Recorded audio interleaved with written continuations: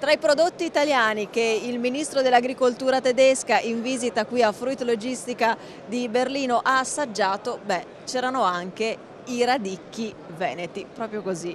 Siamo nello stand di Opo Veneto, l'organizzazione di produttori ortofrutticoli del Veneto, e siamo insieme al direttore Francesco Arrigoni. Allora, insomma, un onore, direi che insomma, il vostro prodotto sia stato, come dire, presentato a una delle massime cariche istituzionali tedesche.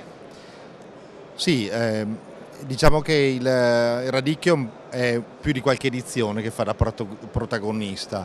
Quest'anno ce l'hanno presentato con il gelato e penso sia una bella novità. Il radicchio si caratterizza perché è presente solo da noi in Veneto e diciamo che i nostri vicini hanno puntato un po' tutti su questo prodotto perché si distingue dalle altre produzioni mondiali. Prodotto molto versatile, lo abbiamo potuto capire, versatile in cucina, in che modo lo possiamo impiegare?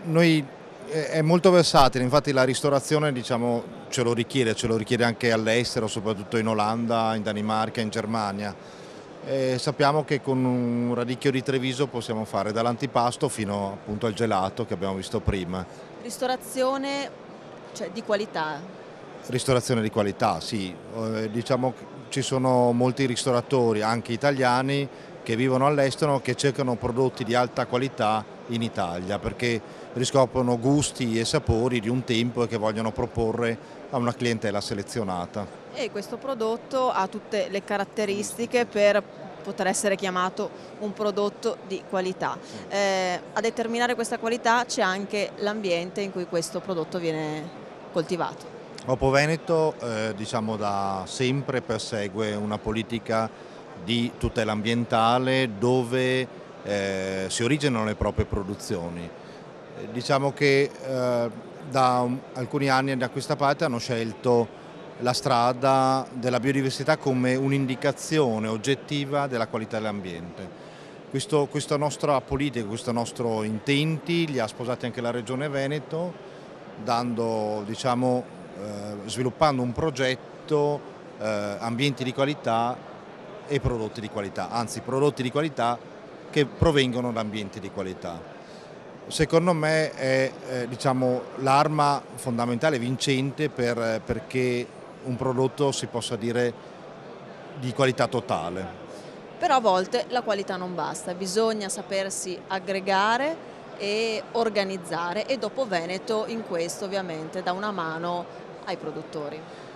Questo è la cosa più importante. I mercati esteri si raggiungono con quantità importanti, con servizio, con capacità di raggiungere posti che da soli magari non si riesce a raggiungere.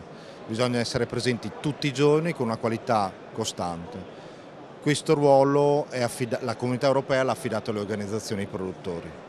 Infatti sappiamo che nella prossima politica agricola comunitaria verranno, come dire, incentivate ed aiutate le AOP e le organizzazioni di prodotto. Allora, ultima cosa, questa vetrina assolutamente internazionale, ricordiamo 130 paesi qui, oltre 60.000 insomma, i visitatori, le presenze, quindi sicuramente un modo per espandere ancora di più il proprio mercato. Sì, anche quest'anno siamo presenti.